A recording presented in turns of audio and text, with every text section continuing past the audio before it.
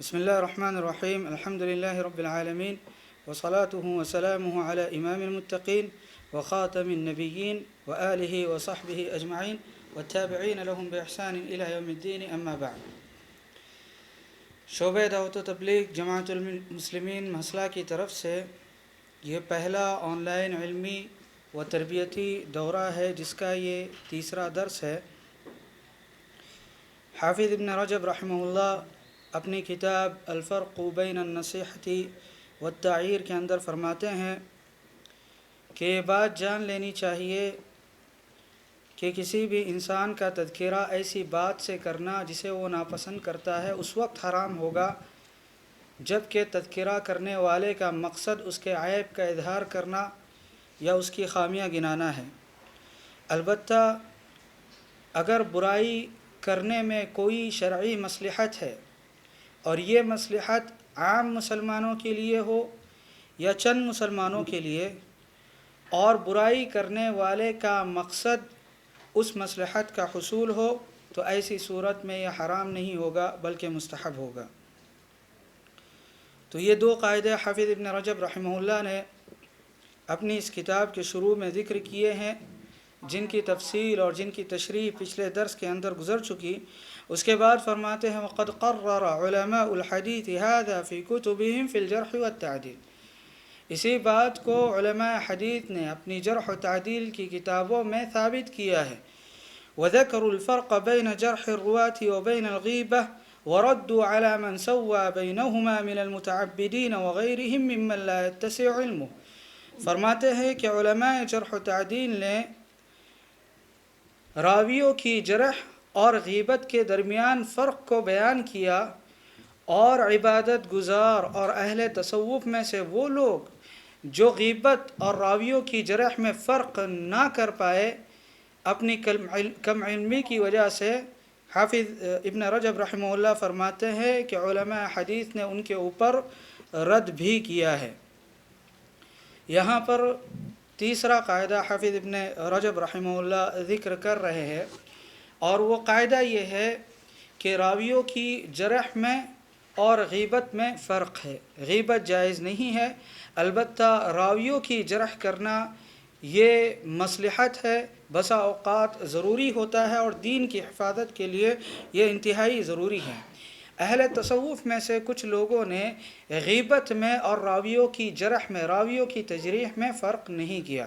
عبداللہ ابن مبارک رحمہ اللہ کے بارے میں آتا ہے کہ انہوں نے فرمایا المعلّ ابن ہلال ہوا، معلّ بن ہلال اچھے آدمی ہے، الا انه اذا جاء الحدیث یکذب، اللہ ہے کہ جب حدیث کی بات آتی ہے تو وہ حدیث میں جھوٹ بولتے ہیں۔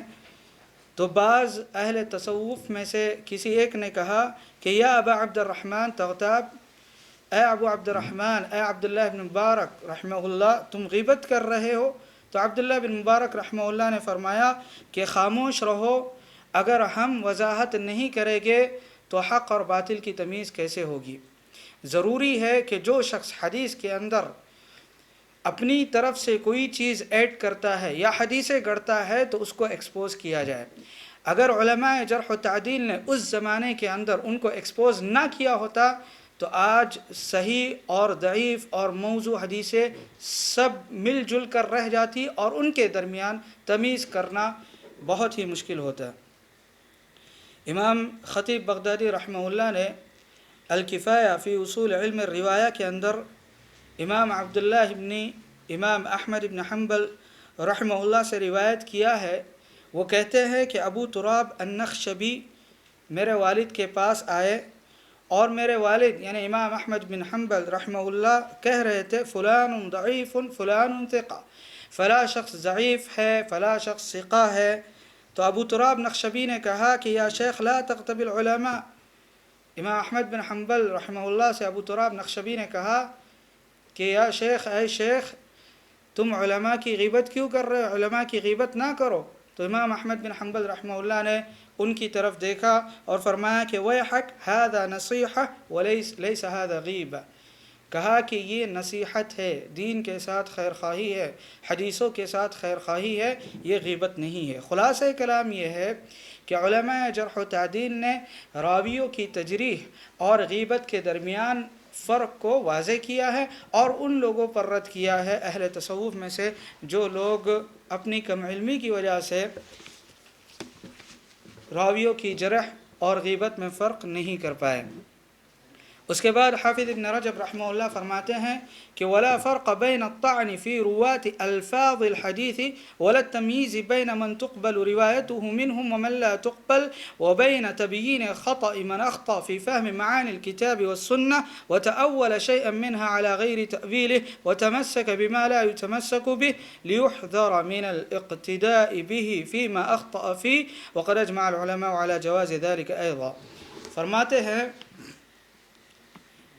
کہ راویوں کی جرح کرنے میں اور ان میں سے کون کھرا ہے کون کھوٹا ہے اس کے بیان کرنے میں، ان میں سے کن کی روایت کو قبول کیا جائے گا اور کن کی روایت کو رد کیا جائے گا، یعنی راویوں کی تجریح میں، راویوں کی جرح کرنے میں اور کتاب و سنت کے معنی میں اگر کوئی غلطی کرتا ہے اس کے سمجھنے میں تو اس کی غلطی کو بیان کرنے میں کوئی فرق نہیں۔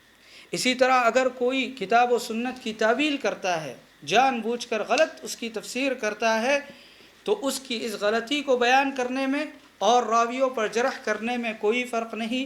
اسی طرح اگر کوئی شخص ایسی چیز کو سنت ٹھہراتا ہے جو اس نے حدیث سے سمجھی ہے، حالانکہ علماء حدیث نے یا علماء سنہ نے اس کو اس طرح نہیں سمجھا، وہ اپنی سمجھ سے اس کو سنت ٹھہرا کر مضبوطی سے اس پر قائم رہتا ہے، تو وہ یہ غلطی کر رہا ہے۔ اس کی غلطی کے بیان کرنے میں اور راویوں پہ جرح کرنے میں کوئی فرق نہیں ہے، اس لیے کہ لوگوں کو بچایا جائے کہ جس چیز میں اس سے غلطی ہو رہی ہے اس چیز میں اس کی اقتداء نہ کرے، اور علماء نے، اہل علم نے اس کے جواز میں اجماع کیا ہے۔ حافظ ابن رجب رحمہ اللہ یہاں پر ایک نیا قاعدہ ذکر کرتے ہیں، نیا اصول ذکر کرتے ہیں۔ وہ اصول اور قاعدہ کیا ہے؟ یہ بات تو ثابت ہو چکی کہ غیبت کے درمیان اور راویوں پر جرح کرنے کے درمیان فرق ہے۔ غیبت حرام ہے اور راویوں پر جرح کرنا یہ عین مصلحت ہے، یہ عین نصیحت ہے۔ لیکن راویوں پر جرح کرنا اور اسی طرح اگر کوئی شخص، کوئی عالم دین یا کوئی مصنف اپنی کتاب کے اندر حدیث کے مفہوم میں گڑبڑی کرتا ہے، غلطی کرتا ہے، یا قرآن کی کسی آیت کے سمجھنے میں غلطی کرتا ہے، تو اس کی غلطی کو بیان کرنے میں اور راویوں پہ جرح کرنے میں کوئی فرق ہے یا فرق نہیں ہے؟ حافظ ابن رجب رحمہ اللہ فرماتے ہیں کہ کوئی فرق نہیں ہے، دونوں ایک ہی جیسے ہیں، اس لیے کہ علماء نے اور اہل علم نے اس بات پر اجماع کیا ہے۔ مقصد کیا ہے؟ مقصد یہ ہے کہ حق بات واضح ہو جائے اور لوگ اس عالم کی اس کی غلطی میں اقتداء نہ کریں۔ قرآن کی بسا اوقات بعض اہل علم نے اس کی آیتوں میں تصحیف کی، غلط پڑھی، لوگوں کو معلوم ہونا چاہیے کہ یہ جو پڑھا گیا ہے یہ غلط ہے، صحیح کیا ہے یہ لوگوں کو معلوم ہونا چاہیے۔ چنانچہ اہل علم نے، خاص طور پر محدثین نے، ایسی کتابیں لکھی ہے کہ جن کتابوں کے اندر اہل علم کی جو غلطیاں ہیں ان کو بیان کیا گیا۔ امام خطابی رحمہ اللہ نے اصلاح غلط المحدثین لکھی، اس کے علاوہ ابو احمد عسکری رحمہ اللہ نے تصحیفات المحدثین لکھی۔ ان کتابوں کے اندر محدثین نے حدیث کو اگر غلط پڑھا ہے تو انہوں نے ذکر کیا، اسی طرح قرآن کی کوئی آیت اگر غلط پڑھی گئی ہے تو اس کو بھی انہوں نے ذکر کیا۔ امام حمزہ الکسائی کے بارے میں آتا ہے کہ بچپن میں انہوں نے ایک مرتبہ مصحف اپنے ہاتھ میں لیا، مصحف لینے کے بعد انہوں نے سورہ بقرہ کھولی اور قرآن کی آیت انہوں نے تلاوت کی۔ اس وقت، اس زمانے میں قرآن کی آیتوں پر نقطے نہیں لکھے گئے تھے اور نہ ہی ان پر اعراب لگایا گیا تھا۔ امام حمزہ الکسائی رحمہ اللہ نے قرآن کی آیت شروع کی، الف لام میم ذالک الکتاب لا ریب فیہ، انہوں نے پڑھا لا زیت فیہ، یہ وہ کتاب ہے جس میں کوئی شک نہیں۔ امام حمزہ الکسائی نے پڑھا ذالک الکتاب لا زیت فیہ، یہ وہ کتاب ہے جس میں تیل نہیں۔ ان کے والد سامنے بیٹھے ہوئے تھے، انہوں نے کہا کہ مصحف رکھو اور جاؤ قراء کے پاس جا کر علم حاصل کرو۔ اس طرح علم حاصل نہیں کیا جاتا کہ کتاب لی، بیٹھا، کھولا اور پڑھنا شروع کیا۔ علم حاصل کیا جاتا ہے اہل علم سے۔ بعد میں امام حمزہ الکسائی رحمہ اللہ قراء کے پاس پڑھنے کے بعد اسلام کے اور مسلمانوں کے بہت بڑے قاری بن گئے۔ خلاصہ کلام یہ ہے کہ امام حمزہ الکسائی سے یہ غلطی سرزد ہوئی، اس کو بھی اہل علم نے ذکر کیا تاکہ دوسرے لوگ اس آیت میں غلطی نہ کریں۔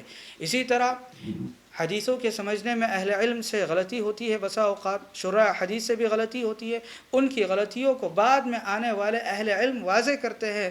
اگر ان کی غلطیوں میں شذوذ ہے، مفردات ہے، سب سے ہٹ کر اگر انہوں نے کوئی رائے اختیار کی ہے تو اس کو ضرور واضح کرتے ہیں۔ مثال کے طور پر امام ابن قتیبہ دینوری رحمہ اللہ بہت بڑے امام گزرے ہیں۔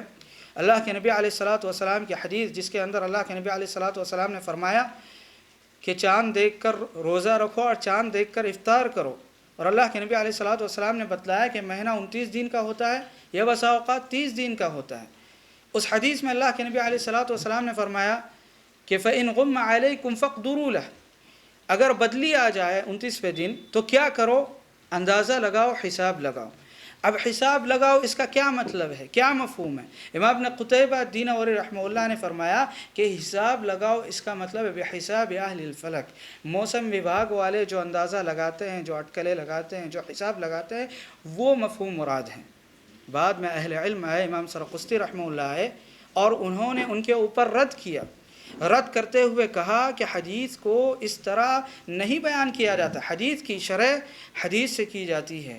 ایک حدیث کے اندر بہت سارے طرق ہوتے ہیں، بہت سارے اسانید ہوتے ہیں، کئی الفاظ ہوتے ہیں، ان الفاظ کی چھان پھٹک کرنے کے بعد ان میں سے جو صحیح ہے اس کو لیا جاتا ہے، پھر ان صحیح الفاظ کو ملا کر حدیث سے شرح کی جاتی ہے۔ الحدیث یفسر بعضہ بعضا، امام احمد بن حنبل رحمہ اللہ فرماتے ہیں کہ حدیث کا بعض حصہ دوسرے حدیث کی شرح کرتا ہے۔ اسی طرح ایک موضوع سے متعلق دیگر جو حدیثیں ہوتی ہیں ان کو ملا کر حدیث کی شرح کی جاتی ہے۔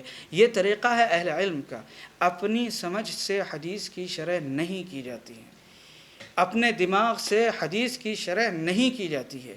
اصول فقہ کو سائیڈ میں کر کے، قواعد فقہیہ کو سائیڈ میں کر کے، سلف کے منہج کو سائیڈ میں کر کے، اپنی عقل سے اور اپنی فہم سے حدیثوں کو سمجھنا اور لوگوں کو سمجھانا، یہ بہت بڑی علمی اور منہجی غلطی ہے جس کا بہت سارے لوگ اس دور کے اندر شکار ہوئے۔ امام سرخستی رحمہ اللہ نے جب امام ابن قتیبہ دینوری رحمہ اللہ پر رد کیا تو رد کرتے ہوئے انہوں نے کہا کہ امام ابن قتیبہ رحمہ اللہ نے حدیث کو اس طرح سمجھا اور ایک ایسی رائے لے کر آئے کہ سلف میں سے کوئی بھی اس کا قائل نہیں تھا، اور کہا کہ اس چیز کے، اس رائے کے باطل ہونے کے لیے یہ کافی ہے کہ لم یقل به احد من السلف، سلف میں سے کسی نے وہ بات کہی نہیں۔ دیکھیے اصول یہ ہے، قاعدہ یہ ہے جس کو جاننا بہت زیادہ ضروری ہے کہ جن مسائل کے اندر سلف صالحین نے کلام کیا ہے، اختلاف کیا ہے، مسئلے میں 3 اقوال ہے، 4 اقوال ہے، اس مسئلے کے اندر قول جدید کا ایجاد کرنا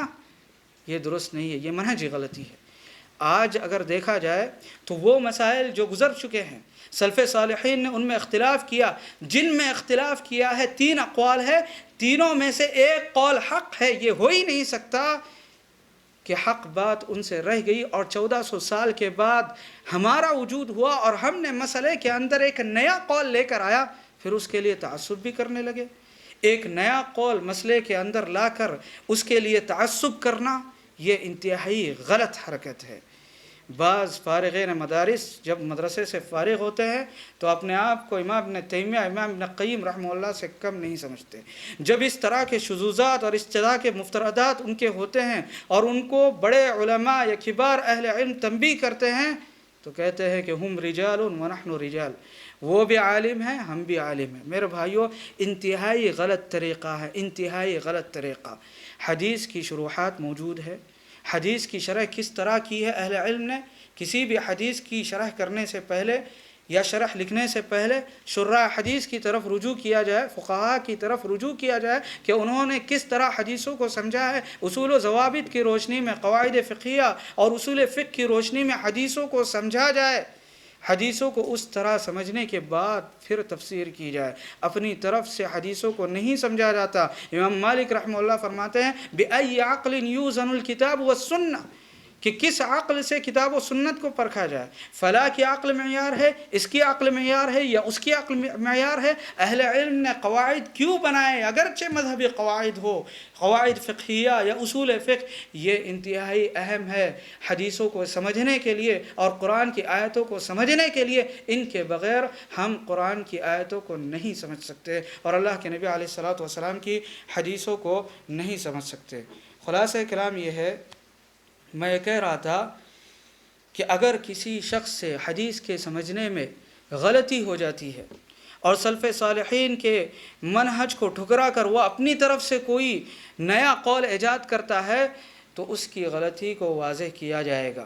اور اس کی غلطی کو واضح کرنا اور راویوں پر جرح کرنا دونوں میں کوئی فرق نہیں ہے.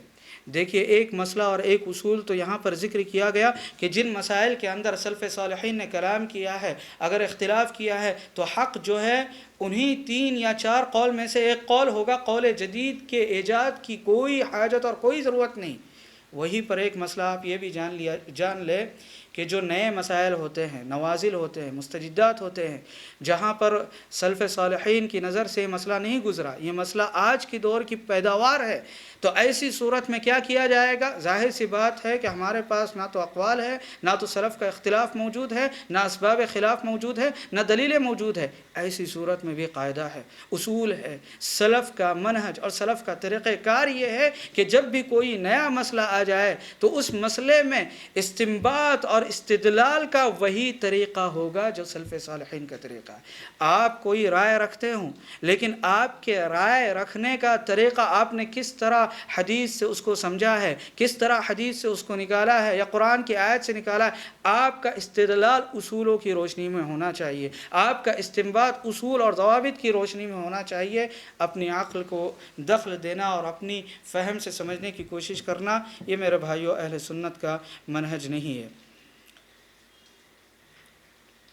اس کے علاوہ اس قاعدے کے اندر جو حافظ ابن رجب رحمہ اللہ نے ذکر کیا ہے، اس قاعدے کے اندر ان لوگوں کا بھی رد ہے جو یہ کہتے ہیں کہ اس زمانے میں جرح و تعدیل کی کوئی ضرورت نہیں ہے، یہ جرح و تعدیل کا زمانہ نہیں ہے.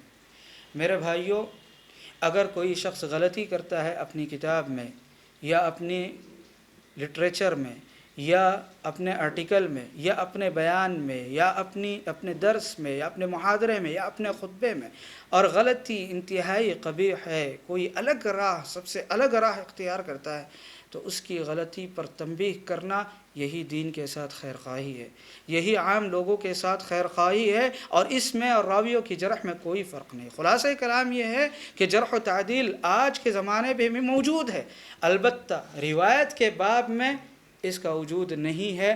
آج راوی کے بارے میں ہم کوئی نیا قول ایجاد نہیں کر سکتے، البتہ اگر کسی سے غلطی ہو جائے اور غلطی انتہائی قبیح ہو اور ضرورت ہو اس کی غلطی کے رد کرنے کی تاکہ لوگ گمراہ نہ ہو، تو یہ انتہائی ضروری ہے.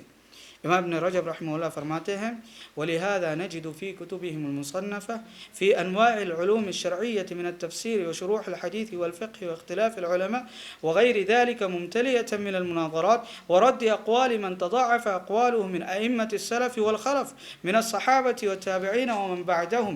امام ابن رجب رحمہ اللہ فرماتے ہیں کہ شرعی علوم کہ انواع و اقسام میں جو کتابیں تصنیف کی گئی ہیں، جو کتابیں لکھی گئی ہیں، چاہے ان کتابوں کا تعلق تفسیر سے ہو، چاہے حدیث کی شروحات سے ہو، چاہے فقہ سے ہو، چاہے علماء کے اختلاف سے ہو، اور ان کے علاوہ جو دیگر کتابیں ہیں، ان تمام کتابوں میں مناظرات بھرے پڑے ہیں، مناقشات بھرے پڑے ہیں. اس کے علاوہ سلف میں سے جن لوگوں نے شذوذ کا راستہ اختیار کیا، تفرد کا راستہ اختیار کیا، ان کے قول کو باطل قرار دیا گیا، ان کے اوپر رد بھی موجود ہے.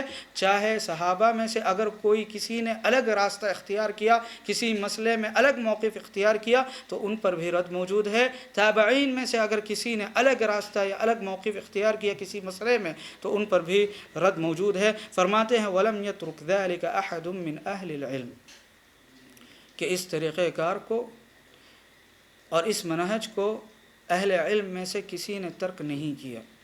وَلَا ادَّعَى فِيهِ طَعْنًا عَلَى مَنْ رَدَّ عَلَيْهِ قَوْلَهُ وَلَا ذَمًّا وَلَا نَقْصًا. فرماتے ہیں کہ اور کبھی کسی نے اس کو کسی پر طعن اور تنقیص بنا کر پیش نہیں کیا.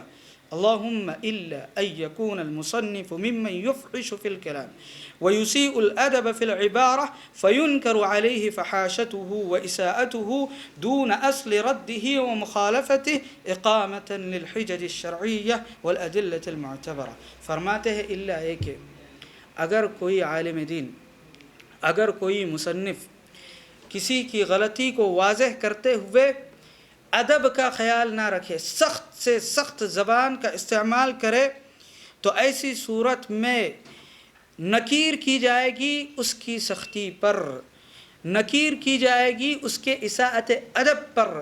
ادب کا اس نے لحاظ نہیں کیا، جو آداب خلاف ہے اس کی خلاف ورزی کرتے ہوئے اس نے رد کیا ہے، کسی کی غلطی کو واضح کیا ہے، تو ایسی صورت میں جب نکیر کی جائے گی تو اس شخص کی یا اس عالم دین کی سختی پر نکیر کی جائے گی. جو سخت کلامی آپ کو سمجھایا جاتا ہے پھر بھی آپ اس طرح کرتے ہو، یہ اسلوب نہیں ہے میرے بھائیو، یہ عار دلانا ہے، یہ نصیحت نہیں ہے لوگوں کے ساتھ. اس طرح کا اسلوب اختیار کرنا عام لوگوں کے ساتھ اور خاص طور پر پڑھے لکھے افراد کے ساتھ لوگ عام طور پر پسند نہیں کرتے ہیں. غلطیاں ہوتی ہیں، لوگوں سے غلطیاں ہوتی ہیں، اہل علم سے غلطیاں ہوتی ہیں، لیکن حکمت کے ساتھ اس کو حل کیا جاتا ہے. اسلوب میں نرمی کا ہونا ضروری ہے، اس لیے کہ اصل کیا ہے؟ اصل نرمی ہے. اللہ کے نبی علیہ الصلاۃ والسلام نے سختی کی فضیلت بیان نہیں کی.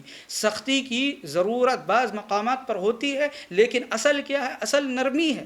نرمی سے مسئلے کو حل کیا جائے، اسلوب میں سختی نہ ہو. اگر اسلوب میں سختی ہوتی ہے، حافظ ابن رجب رحمہ اللہ قاعدہ ذکر کرتے ہیں کہ اگر کسی عالم کی غلطی کو بیان کرتے ہوئے کوئی عالم سخت کلامی کرتا ہے یا ادب وغیرہ کا خیال نہیں رکھتا ہے تو ایسی صورت میں اس عالم پر رد نہیں کیا جائے گا، بلکہ اس کی اس سختی پر نکیر کی جائے گی. کیوں؟ اس لیے کہ تاکہ جو شرعی دلیلیں ہیں ان کو قائم اور دائم رکھا جائے. اس عالم کے پاس دلیلیں ہیں، دلیلوں کی بنیاد پر وہ رد کر رہا ہے، اگرچہ رد کرنے میں، اگرچہ غلطی کے بیان کرنے میں اس سے سختی ہو رہی ہے تو سختی پر اس کی پکڑ کی جائے گی اور اس سے کہا جائے گا کہ یہ اسلوب بدلنے کی ضرورت ہے، یہاں پر اس کی نکیر کی جائے گی. لیکن میرے بھائیوں، جو رد وہ کر رہا ہے اس رد پر اس کو نہیں ٹوکا جائے گا. اس کے بعد فرماتے ہیں وَسَبَبُ ذَلِكَ أَنَّ عُلَمَاءَ الدِّينِ كُلُّهُمْ مُجْمِعُونَ عَلَى قَصْدِ إِظْهَارِ الْحَقِّ الَّذِي بَعَثَ اللَّهُ بِهِ رَسُولَهُ صلى الله عليه وسلم وَلِأَنْ يَكُونَ الدِّينُ كُلُّهُ لِلَّهِ وَأَنْ تَكُونَ كَلِمَتُهُ هِيَ الْعُلْيَا. فرماتے ہیں کیا وجہ ہے؟ یہ جو قاعدہ اور یہ جو اصول بیان کیا کہ اہل علم میں سے اگر کوئی کسی سے غلطی ہو جائے تو اس کی غلطی کو واضح کرتے ہوئے، اگر کسی سے سخت کلامی ہوتی ہے تو اس کی سخت کلامی پر اس کی نکیر کی جائے گی، لیکن اس کو رد کرنے سے روکا نہیں جائے گا، ٹوکا نہیں جائے گا. کیوں؟ اس لیے کہ اہل علم کا اس بات پر اتفاق ہے، اہل علم نے اس بات پر اتفاق کیا ہے کہ اللہ کے رسول صلی اللہ علیہ وسلم کو جو حق دے کر اللہ تعالیٰ نے بھیجا تھا اس کا اظہار کرنا اور اس کو غالب کرنا انتہائی ضروری ہے. وَلِأَنْ يَكُونَ الدِّينُ كُلُّهُ لِلَّهِ، تاکہ دین پورا کے پورا اللہ رب العالمین کا ہو جائے. وَأَنْ تَكُونَ كَلِمَتُهُ هِيَ الْعُلْيَا، اور اللہ رب العالمین کی توحید ہمیشہ بلند و بالا رہے. اس کا مطلب ہرگز بھی یہ نہیں ہے کہ اگر کوئی شخص کوئی مسئلہ بیان کر رہا ہو، ہر مسئلے کے بیان کرنے میں وہ یہ دیکھے کہ کس عالم سے اس مسئلے میں غلطی ہوئی ہے، کن کن لوگوں سے غلطی ہوئی ہے، شروع سے تلاش کرتے آئے اور کہے کہ ان سے غلطی ہوئی، ان سے غلطی ہوئی، ان سے غلطی ہوئی. ضرورت پڑنے پر حاجت اور مصلحت کو دیکھتے ہوئے کسی کی غلطی کا اظہار، کسی کی غلطی کو ایکسپوز کرنا یہ الگ بات ہے. اور الانشغال بالردود، رد میں اپنے آپ کو مصروف کر دینا اور لوگوں کی غلطیوں کو تلاش کرنا یا اہل علم کی غلطیوں کو تلاش کرنا اور اپنا یہ پیشہ بنا لینا، یہ الگ چیز ہے. اور یاد رکھیے کہ الانشغال بالردود لیس من منہج السلف، رد کو اپنا پیشہ بنا لینا، لوگوں کی غلطیوں کو واضح کرنے کو اپنا پیشہ بنا لینا، اپنا پیشن بنا لینا اور اسی میں پڑے رہنا، یہ سلفی منہج ہرگز بھی نہیں ہے.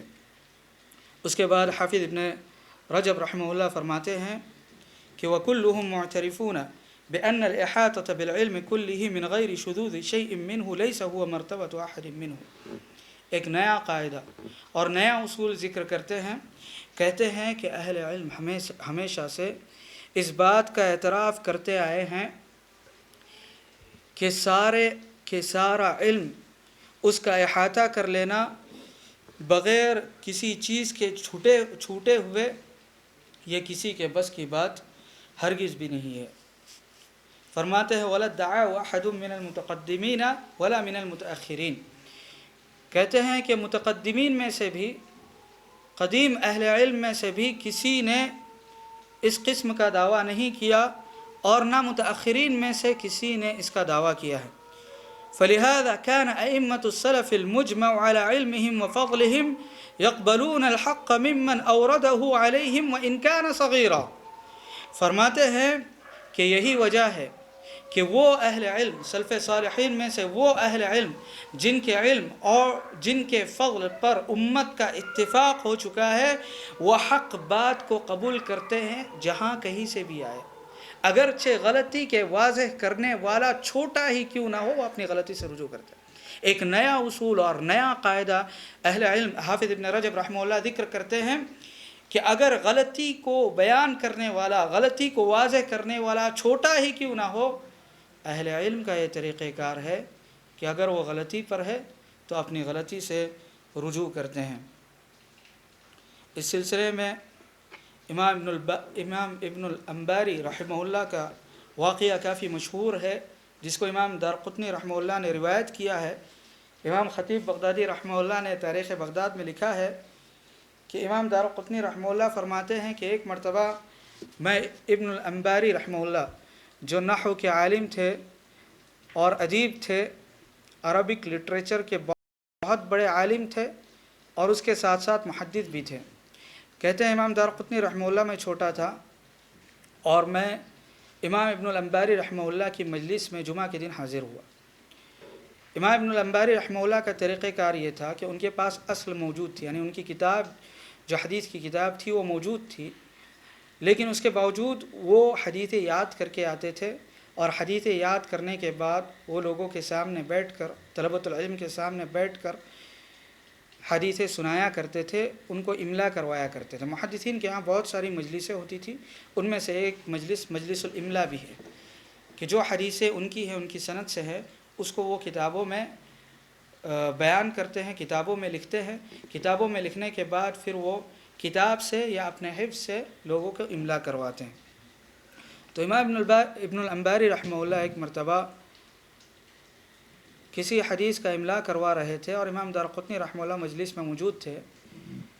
تو حدیث کی اسناد میں ایک راوی تھا جس کا نام حیان تھا، تو اس کو امام ابن الانباری رحمہ اللہ نے حبان پڑھا اور امام دارقطنی رحمہ اللہ نے اس کو نوٹ کیا کہ یہاں پر ان سے غلطی ہو، صرف نقطے کی غلطی ہے. حیان کو حبان پڑھا لیکن راوی الگ ہو گیا، صرف نقطے کی غلطی کی وجہ سے راوی الگ ہو گیا. تو امام دارقطنی رحمہ اللہ نے کہا کہ مجھے ڈر لگا کہ مجلس میں اتنے بڑے عالم کو ٹوکا جائے. تو کہتے ہیں کہ مجلس ختم ہونے کے بعد میں مستملی کے پاس گیا. مستملی کسے کہتے ہیں؟ قدیم زمانے میں جو املا کی مجلسیں ہوا کرتی تھی، لمبی لمبی مجلسیں ہوا کرتی تھی، تو وہاں پر شیخ جب بیٹھے ہوتے تھے تو ان کے تقریباً 50 میٹر کے فاصلے پر یا 30 میٹر کے فاصلے پر ایک شخص ہوتا تھا جس کو ہم مکبر کہہ سکتے ہیں، کہ جو ان کی بات کو آگے تک پہنچایا کرتا تھا، اسی کو مستملی کہتے ہیں. جیسے حرم میں ایسا ہوتا ہے کہ امام اللہ اکبر کہتے ہیں تو پیچھے مؤذن اللہ اکبر کہتے ہیں، تو ان کو مکبر کہتے ہیں. اسی طرح محدثین کے زمانے میں مستملی ہوا کرتے تھے. محدث کہتے تھے حدثنا فلان، 30 میٹر کے فاصلے پر جو مکبر یا مستملی ہوتا تھا وہ آگے جا کر کہتا تھا حدثنا فلان، پھر آگے والا سنتا تھا، پھر اس کو وہ پہنچاتا تھا. اس طرح لمبی مجلسیں ہوا کرتی تھی اہل علم کی.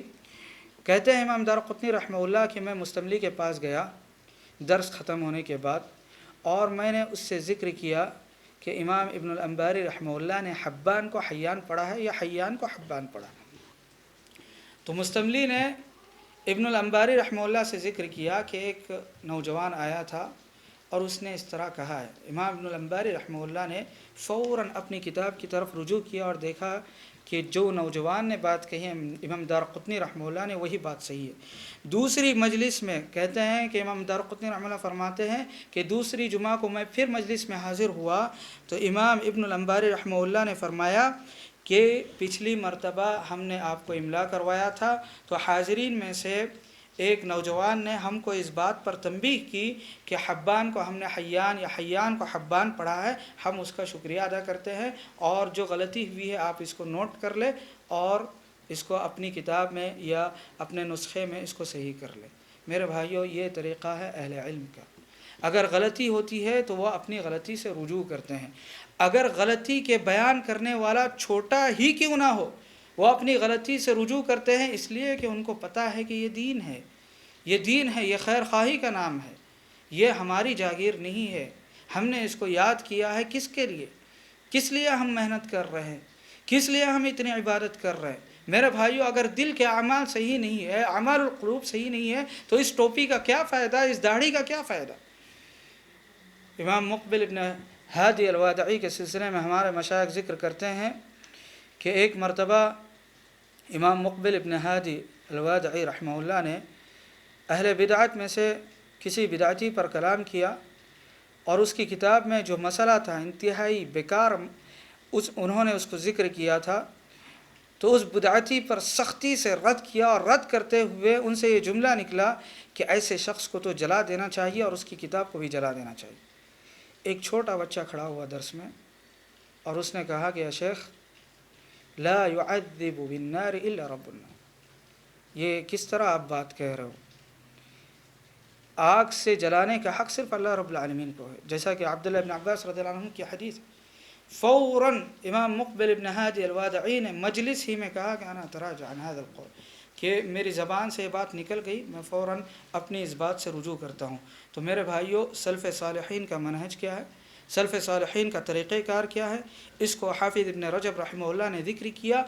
اگرچہ غلطی کی وضاحت کرنے والا چھوٹا ہی کیوں نہ ہو، وہ اپنی غلطی سے رجوع کیا کرتے تھے۔ وَيُوصُونَ أَصْحَابَهُمْ وَأَتْبَاعَهُمْ بِقَبُولِ الْحَقِّ إِذَا ظَهَرَ فِي غَيْرِ قَوْلِهِمْ، کہتے ہیں کہ اپنے ساتھیوں کو اور اپنے ماننے والوں کو ہمیشہ یہ نصیحت کیا کرتے تھے کہ حق بات کو قبول کرو اگرچہ دوسرے لوگوں کی جانب سے حق بات کیوں نہ آتی ہوں۔ اس کے بعد فرماتے ہیں کما قال عمر رضی اللہ عنہ فی مہور النساء، جیسا کہ عمر رضی اللہ عنہ نے عورتوں کی مہر کے تعلق سے فرمایا، وردت المرأة بقوله تعالى وآتيتم إحداهن قنطارا فرجع عن قوله وقال أصابت امرأة ورجل أخطأ، وروي عنه أنه قال كل أحد أفقه من عمر۔ حضرت عمر رضی اللہ عنہ کے سلسلے میں امام بہقی رحمہ اللہ نے روایت کی ہے کہ حضرت عمر رضی اللہ عنہ ایک مرتبہ خطبہ دے رہے تھے، تو خطبہ دیتے وقت انہوں نے اس بات کا تذکرہ کیا کہ لوگ مہر میں غلو کر رہے ہیں، مہر بہت زیادہ اس کی ڈیمانڈ بڑھ گئی ہے، اور اللہ کے نبی علیہ الصلوۃ والسلام کی مہر بہت کم ہوتی تھی۔ میرا یہ فیصلہ ہے، میری یہ رائے ہے کہ جتنی اللہ کے نبی علیہ الصلوۃ والسلام کی آخری مہر تھی اتنی ہی مہر لوگوں کی ہوگی، اس سے زیادہ نہیں ہوگی۔ فوراً ایک قریشی عورت جس کا تعلق قریش خاندان سے تھا، وہ عورت کھڑی ہوئی اور اس نے کہا کہ اے عمر بن خطاب رضی اللہ عنہ، اے امیر المؤمنین، کیا آپ کی رائے اس بات کی زیادہ حقدار ہے کہ اس کی اتباع کی جائے یا اللہ رب العالمین کے قرآن کی اتباع کی جائے، اللہ کی کتاب کی اتباع کی جائے؟ عمر رضی اللہ عنہ نے فرمایا کہ قرآن کی اتباع کی جائے۔ تو اس عورت نے یہ آیت پڑھی، وَإِنْ أَرَدْتُمُ اسْتِبْدَالَ زَوْجٍ مَكَانَ زَوْجٍ وَآتَيْتُمْ إِحْدَاهُنَّ قِنْطَارًا فَلَا تَأْخُذُوا مِنْهُ شَيْئًا۔ اللہ رب العالمین نے فرمایا ہے کہ اگر تم پہلی عورت کو طلاق دے رہے ہو تو ایسی صورت میں اگر تم نے اس کو خزانہ دے رکھا ہے، قنطار کسے کہتے ہیں؟ خزانے کو کہتے ہیں۔ اگر تم نے اسے خزانہ دے رکھا ہے فلا تأخذوا منه شیئا، تو اس کے خزانے میں سے کچھ بھی مت لو۔ خزانے سے مراد کیا ہے؟ مہر۔ اگر کوئی طلاق دے رہا ہے اپنی بیوی کو تو اس کا یہ حق نہیں ہے کہ وہ اپنی بیوی سے مہر کا مطالبہ کرے کہ لاؤ میری مہر لاؤ۔ اللہ رب العالمین نے منع فرمایا ہے اس آیت کریمہ کے اندر، یہ مسئلہ ہم اور آپ جانتے ہیں۔ لیکن اس عورت نے استدلال کس طرح کیا؟ وَآتَيْتُمْ إِحْدَاهُنَّ قِنْطَارًا، اللہ رب العالمین نے فرمایا کہ مہر میں کیا دے رکھا ہے؟ خزانہ دے رکھا ہے۔ اللہ رب العالمین نے اس چیز کا ذکر قرآن مجید میں کیا کہ خزانہ دے رکھا ہے، اور منع نہیں کیا کہ اتنی مہر کیوں دے رہے ہو، آپ کون ہوتے ہو منع کرنے والے؟ عمر رضی اللہ عنہ نے فوراً اپنی رائے سے رجوع کر لیا، اور پھر انہوں نے کہا کہ اصابت امرأۃ ورجل اخطأ، کہ مرد سے غلطی ہو گئی اور عورت کی بات درست ہے۔ اور بعض روایتوں میں ہے کل واحد افقہ من عمر، سبحان اللہ، کیا بات ہے، ہر کوئی عمر سے زیادہ فقیہ ہے۔ اس روایت میں اور اس حدیث میں کلام ہے۔ اس حدیث کو روایت کیا ہے ابو یعلا الموصلی رحمہ اللہ نے مسند الکبیر کے اندر، اس کی سند میں مجالد بن سعید ہے جو ضعیف جدہ ہے۔ اس کے علاوہ امام بیہقی رحمہ اللہ نے اپنی سند سے روایت کیا ہے، اس کی سند میں انقطاع ہے۔ اس کے علاوہ امام عبد الرزاق رحمہ اللہ نے اپنی مصنف کے اندر اس کو روایت کیا ہے، اس کی سند میں بھی ابو العجفہ السلمی کافی ضعیف راوی ہے۔ اس بنیاد پر اہل علم نے اس قصے کو اگرچہ مشہور ہے ضعیف قرار دیا ہے۔ اس کے بعد فرماتے ہیں کہ وکانا، لیکن اس میں جو محل شاہد ہے، محل استشہاد ہے، وہ یہ کہ عمر رضی اللہ عنہ نے ایک عورت کی وجہ سے جب اس نے دلیل پیش کی، اپنے قول سے اور اپنی رائے سے رجوع کر لیا۔ اس کے علاوہ فرماتے ہیں وَكَانَ بَعْضُ الْمَشْهُورِينَ إِذَا قَالَ فِي رَأْيِهِ بِشَيْءٍ يَقُولُ هَذَا رَأْيُنَا فَمَنْ جَاءَ بِرَأْيٍ أَحْسَنَ مِنْهُ قَبِلْنَا۔ کہتے ہیں ائمہ سلف میں سے بعض اہل علم جب کسی مسئلے میں اپنی رائے کا اظہار کرتے تو وہ یہ بات ضرور کہتے کہ یہ ہماری رائے ہے، اگر کوئی شخص اس سے بہتر رائے لے کر آتا ہے تو ہم اس کو قبول کریں گے۔ کہتے ہیں وَكَانَ الشَّافِعِيُّ يُبَالِغُ فِي هَذَا الْمَعْنَى وَيُوصِي أَصْحَابَهُ بِاتِّبَاعِ الْحَقِّ۔ کہتے ہیں کہ امام شافعی رحمہ اللہ اس سلسلے میں بہت محتاط تھے، اور اپنے ساتھیوں کو حق بات کی اتباع کرنے کی نصیحت کیا کرتے تھے۔ وقبول السنة اذا ظهرت لهم على خلاف قولهم وان يضرب بقوله حينئذ الحائط۔ فرماتے ہیں کہ امام شافعی رحمہ اللہ اپنے ساتھیوں کو، اپنے شاگردوں کو یہ نصیحت کیا کرتے تھے کہ جب بھی وہ ان کے قول کو خلاف سنت پائے، ان کے قول کو وہ دیوار پر مار دے۔ سبحان اللہ، یہ ائمہ اکرام کا منہج ہے، یہ طریقہ کار ہے، اور یہ اصول ہے جو امام ابن رجب رحمہ اللہ فرماتے ہیں۔ اب جو لوگ امام ابن رجب رحمہ اللہ کی نسبت کی وجہ سے، جو حنبلی نسبت ہے، یہ ایک علمی نسبت ہے، اس وجہ سے ان کو متعصب قرار دیتے ہیں، وہ لوگ امام ابن رجب رحمہ اللہ کی یہ باتیں پڑھے جو بیان کر رہے امام ابن رجب رحمہ اللہ کہ حق بات کی اتباع کی جائے گی۔ عمر رضی اللہ عنہ نے قرآن کی آیت کی وجہ سے اپنی رائے کو ٹکرا دیا۔ امام شافعی رحمہ اللہ کا طریقہ کار کیا ہے، اہل علم کا طریقہ کار کیا ہے، سلف صالحین کا طریقہ کار کیا ہے، منہج کیا ہے؟ منہج یہ ہے کہ تعصب کسی کے لیے نہیں، کسی کے لیے تعصب نہیں۔ بات اتباع کی جائے گی تو اللہ کے نبی علیہ الصلوۃ والسلام کی اتباع کی جائے گی، انہی کی بات کو مانا جائے گا۔ ان کے بالمقابل نص صریح کی اگر کسی نے مخالفت کی ہو، کتنا ہی بڑا امام کیوں نہ ہو، کتنا ہی بڑا عالم کیوں نہ ہو، اس کی بات قبول نہیں کی جائے گی۔ امام شافعی رحمہ اللہ فرماتے ہیں کہ اجمع المسلمون على أن من استبانت له سنة رسول الله صلى الله عليه وسلم لم يكن له أن يدعها لقول أحد من الناس۔ مسلمانوں کا اس بات پر اجماع ہو چکا ہے کہ جس کے لیے اللہ کے نبی علیہ الصلوۃ والسلام کی سنت واضح ہو جائے، اس کے لیے یہ جائز نہیں ہے کہ کسی امتی کی رائے کی وجہ سے وہ اس سنت کو چھوڑ دے۔ یہ طریقہ ہے، یہ منہج اہل علم کا۔ اس کے علاوہ امام مالک رحمہ اللہ کے بارے میں مشہور ہے، وہ کہا کرتے تھے کہ کل یؤخذ منہ ویرد علیہ الا صاحب هذا القبر۔ امام مالک رحمہ اللہ قبر نبوی کے پاس بیٹھ کر درس دیا کرتے تھے، یعنی تھوڑی دور پر، اور وہ یہ کہا کرتے تھے کہ ہر شخص کی بات کو لیا جا سکتا ہے اور اس کی بات کو رد بھی کیا جا سکتا ہے سوائے اس قبر والے کے۔ اشارہ کرتے تھے نبی حجر عائشہ کی طرف، نبی صلی اللہ علیہ وسلم کی جہاں پر قبر تھی وہاں اشارہ کرتے تھے۔ مقصود یہ تھا کہ نبی اکرم صلی اللہ علیہ وسلم کی رائے کے علاوہ، نبی صلی اللہ علیہ وسلم کی بات کے علاوہ ہر شخص کی بات کو لیا بھی جا سکتا ہے، اس کو ٹالا بھی جا سکتا ہے، رد بھی کیا جا سکتا ہے۔ البتہ نبی صلی اللہ علیہ وسلم کی بات چونکہ وحی ہے، لہٰذا اس کو قبول کرنا یہ ہر ایک کی ذمہ داری ہے، اور یہ امتیوں کا کا حق ہے۔ اس طرح کے جو نصوص ہے جو ائمہ اربعہ نے کہے ہیں اور دیگر اہل علم نے کہے ہیں، ان کو جمع کیا امام ابن قیم رحمہ اللہ نے اپنی کتاب اعلام الموقعین کے اندر۔ اسی طرح امام البانی رحمہ اللہ نے اصل صفت صلاۃ النبی کے شروع میں ان نصوص کو جمع کیا۔ اور یقین جانیے کہ اللہ کے نبی علیہ الصلاۃ والسلام کا ہمارے اوپر حق یہ ہے کہ اگر کسی مسئلے میں اللہ کے نبی علیہ الصلاۃ والسلام کی نص صریح کی کسی نے مخالفت کی ہو، چاہے کتنا ہی بڑا کیوں نہ ہو، اللہ کے نبی علیہ الصلاۃ والسلام کی بات کو لیا جائے، اللہ کے نبی علیہ الصلاۃ والسلام کی اتباع کی جائے۔ یہی منہج سلف ہے میرے بھائیوں، اور یہی اللہ کے نبی علیہ الصلاۃ والسلام کا حق ہے۔ اللہ کے نبی علیہ الصلاۃ والسلام کے حقوق جو اہل علم نے ذکر فرمایا، امام قاضی عیاض نے ایک کتاب لکھی الشفاء بتعریف حقوق المصطفیٰ، اس کے علاوہ شیخ محمد ابن خلیفہ تمیمی نے ایک کتاب لکھی حقوق النبی صلی اللہ علیہ وسلم علی امتہ۔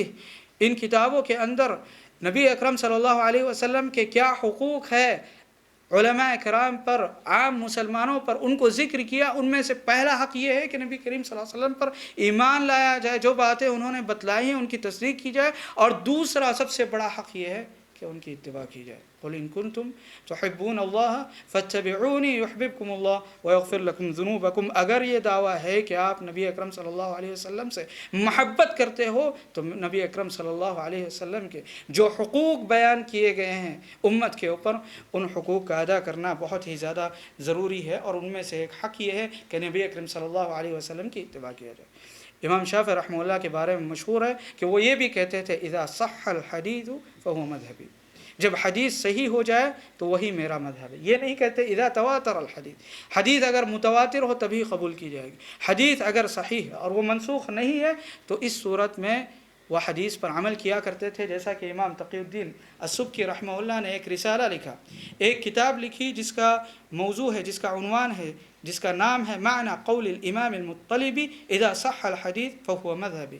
امام تقی الدین سبکی رحمہ اللہ نے امام شافعی رحمہ اللہ کا جو قول ہے اذا صح الحدیث فهو مذہبی، اسی پر ایک کتاب لکھی، اور انہوں نے ذکر فرمایا، انہوں نے تفصیل سے بیان فرمایا کہ امام شافعی رحمہ اللہ کب حدیثوں پر عمل کیا کرتے تھے۔ اگر حدیث منسوخ نہیں ہے، حدیث عمل کے لائق ہے، حدیث صحیح ہو جائے تو ایسی صورت میں وہ حدیث پر عمل کیا کرتے تھے۔ امام احمد بن حنبل رحمہ اللہ سے امام شافعی رحمہ اللہ نے کہا کہ دیکھو آپ ہم سے زیادہ حدیث کے جاننے والے ہیں، اگر آپ کے طریق سے کوئی حدیث صحیح ہو جاتی ہے تو آپ ہمیں مطلع کریں تاکہ ہم حدیث کی اتباع کر سکیں۔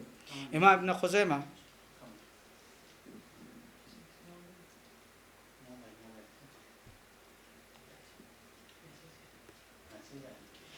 امام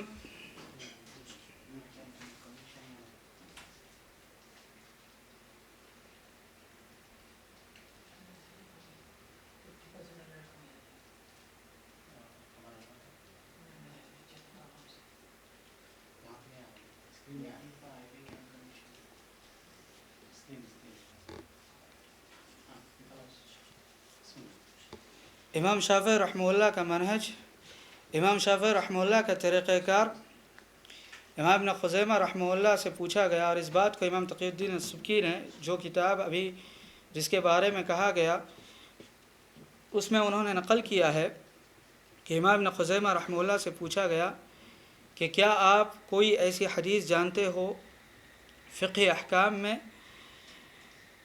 کہ جس کو امام شافعی رحمہ اللہ نے جانا کہ وہ حدیث صحیح ہے لیکن اس پر عمل نہیں کیا؟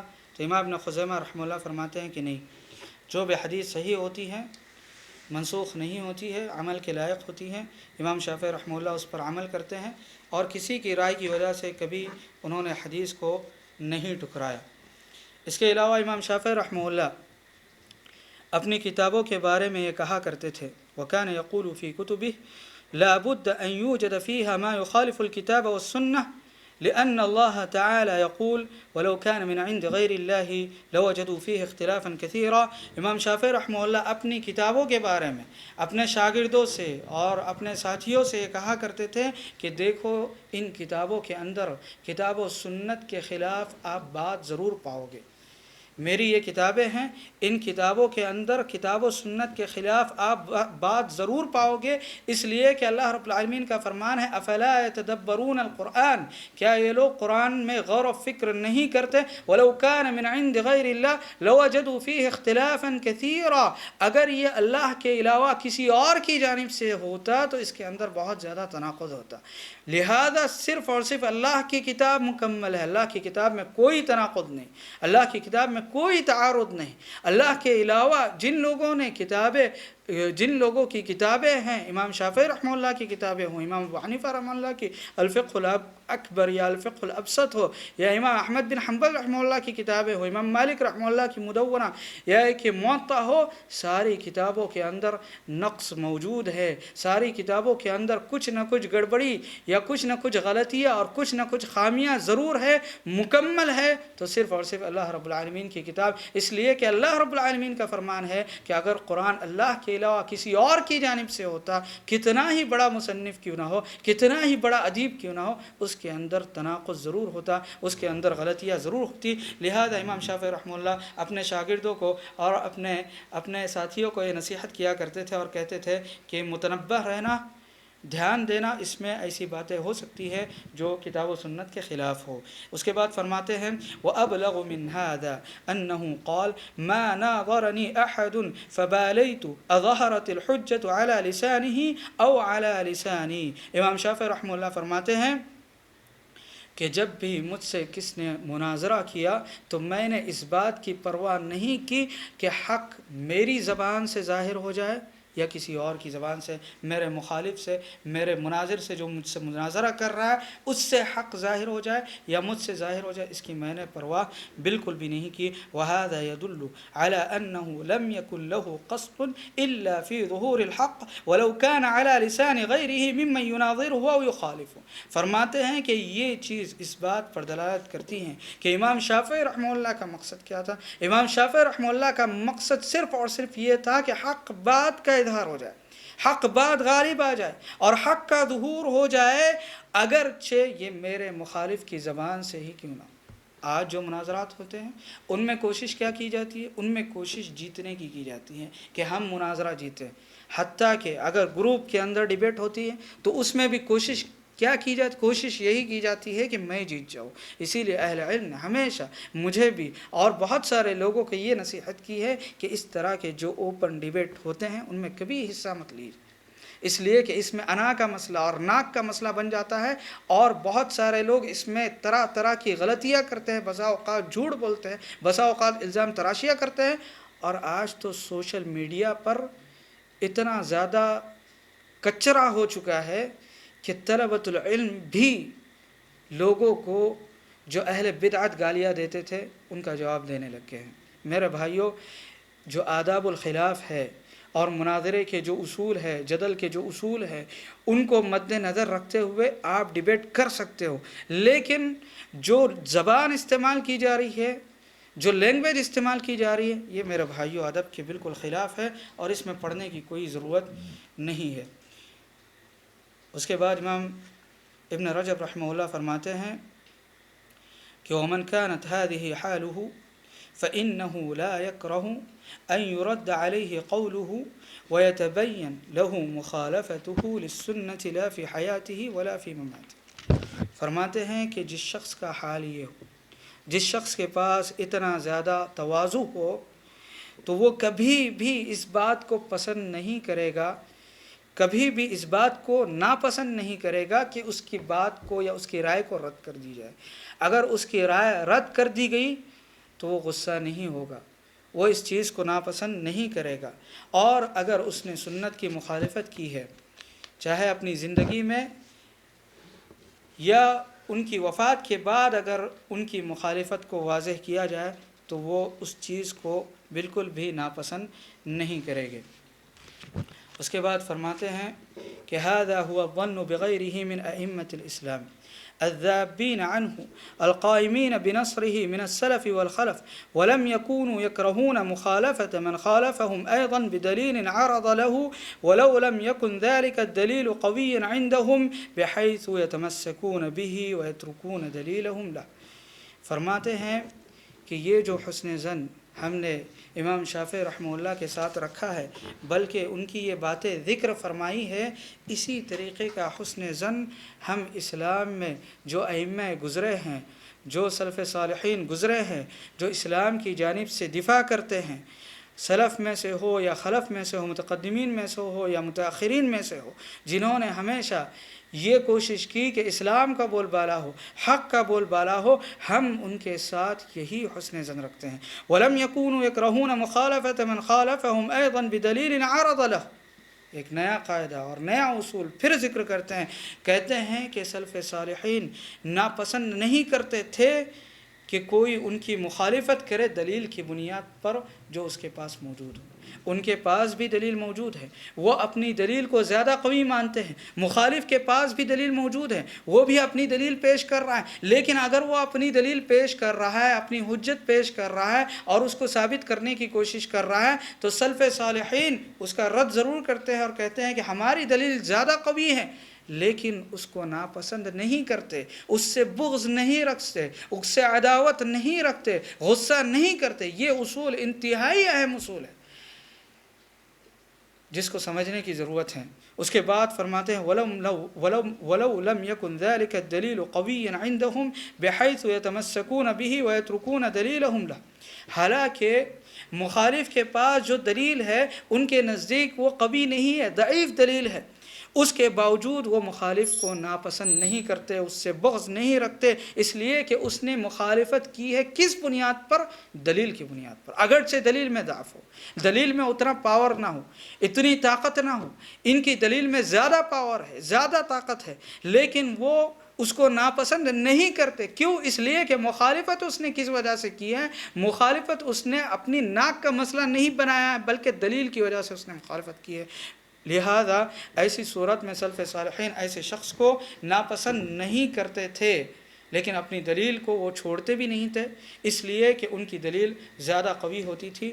اور نصیحت یہ ہے، خیر خواہی ہے مسلمانوں کے ساتھ کہ اپنی دلیل کو جو ہم زیادہ صحیح سمجھتے ہیں اس کو عوام کے سامنے لایا جائے اور اس کو بتلایا جائے کہ یہی بات زیادہ صحیح ہے۔